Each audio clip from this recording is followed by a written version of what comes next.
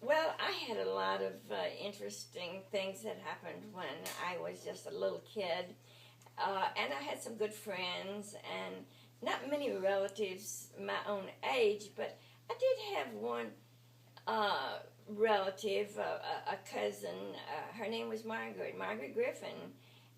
Yes, because I was Joan Griffin, and Margaret was my age, and we were good buddies, and we spent the night with each other, and talked about boys and stuff like that. That's how we kind of shared information about this strange thing that other older girls I'd already known. But anyway, Margaret and I were good friends, but she was an only child, and she was vulnerable, and we were, some of the other girls, we were notorious about teasing her and playing tricks on her.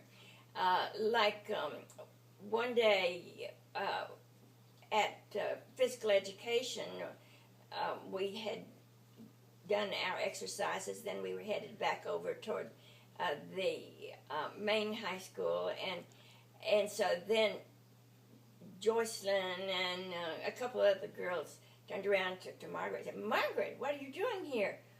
We locked you in the locker in your gym locker over there in the gym. How'd you get out?" And Margaret just went, "What are you talking about? We did. We thought it was a joke, and we locked you in there. Who in the world do you imagine that is in that locker? Because we sure locked you in there." And she bit it all the way and took off running and headed back to the gym to see who we had locked into the locker. Well, before we let her get there, we said, "Hey, Margaret, it's just a joke. We're just kidding." So she just shrugged her shoulders and went on. She took the teasing pretty good. Who was now? She was that was Ed and Cora's daughter. Yes. And who was Ed? Ed was my father's first cousin. Ed's father and my dad's father, Papa Griffin, were brothers. Okay, all right. So they were all pretty mixed, closely. Brothers married sisters. No, they didn't do Hopefully that. not. No, they didn't do that. That's in Kentucky, Mama. Yes.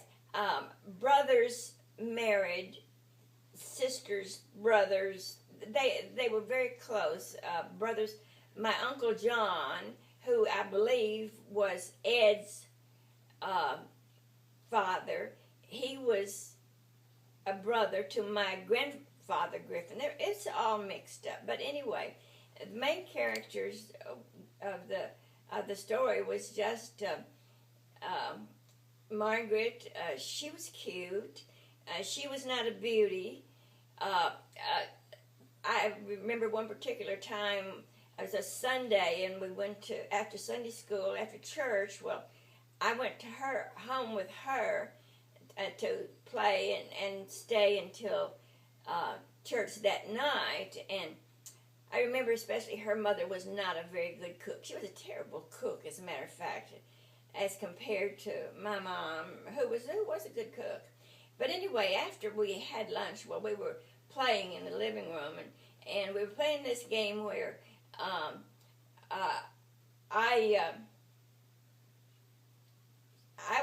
she would lay flat on her back on the floor, and I would get behind her and put both my feet on her butt while she's laying there, and then I'd give her a real hard push, and I'd push her way up in the air, and then she would come down. There's a little joke on it. This time I really gave it a push, and she landed right on her butt on the floor and started to cry, and her mother came out and see what the problem is, and Joan did this, and so Cora really gave me a big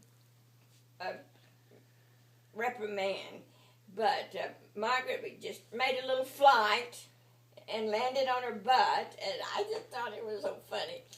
But anyway, poor Margaret, she got the bad end of a lot of jokes. Well, let me ask you a question. When was the last time you saw Margaret? Oh, well, Margaret's been gone from us for a long time. She moved to St. Louis. Mm-hmm.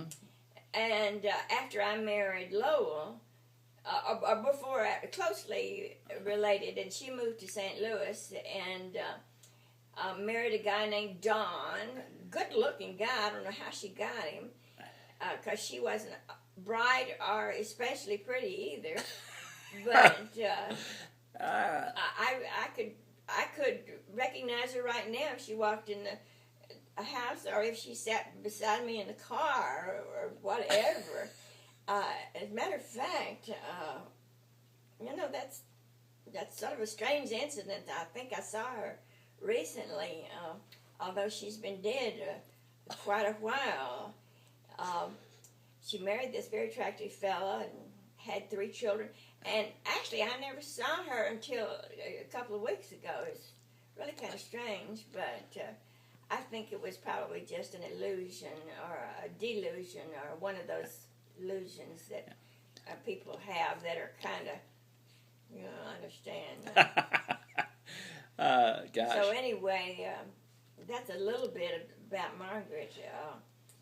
So I think that for Pam's sake, that you can she can live safe in knowing that in fact Margaret is. Margaret is definitely, as Veda told me last week, living with Jesus in heaven. Okay. She assured me of that. Well, that's I hope that's working out well for her. Okay, we'll get on to the next story. Say bye. Well, goodbye.